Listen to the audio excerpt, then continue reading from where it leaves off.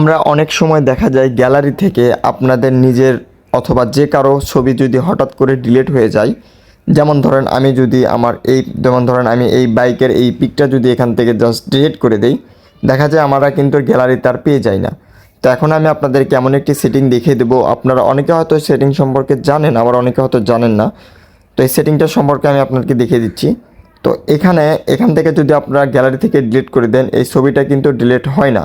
তো এই ছবিটা যায় কই? এই ছবিটা যায় হচ্ছে আপনাদের ফাইলে চলে যায়, ওখান থেকে আপনারা চাইলে ডিলিট করে রাখতে পারবেন। তো ফাইলে আসার পর আপনার সামনে এরকম আসবে, তারপরে এখান থেকে জাস্ট ট্রাশে ক্লিক করবেন।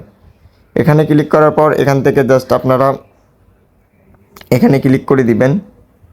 দেখতে পাচ্ছেন আপনারা ট্রাশে ক্লিক করার পর এখান থেকে দেখতে পাচ্ছেন আপনারা এই ছবিটা কিন্তু এখানে রয়ে গেছে। এই ছবিটা কিন্তু এখানে রয়ে গেছে, দেখতে পাচ্ছেন আপনারা আমার এখানে কিন্তু রয়ে গেছে। তো এই ছবিটা আপনারা কীভাবে ফিরে আনবেন?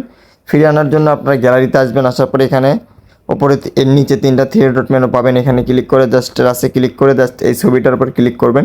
ক্লিক করার পর এখান থেকে জাস্ট এটা এখানে টাচ করে দিলে অটোমেটিক আপনাদের গ্যালারিতে আবার এই ছবিটা চলে আসবে। দেখেন আমার গ্যালারিতে কিন্তু ছবিটা অটোমেটিক চলে আসছে। আমি কিন্তু একটু আগে এই ছবিটা ডিলিট করে দিয়েছিলাম। তো আপনারা গ্যালারি থেকে যদি যে কোনো সময় দ্রুত ছবিগুলো ডিলিট করেও ফেলেন, পরবর্তীতে কিন্তু আপনি এখান থেকে ওই ছবিটা আবার ফিরিয়ে আনতে পারবেন।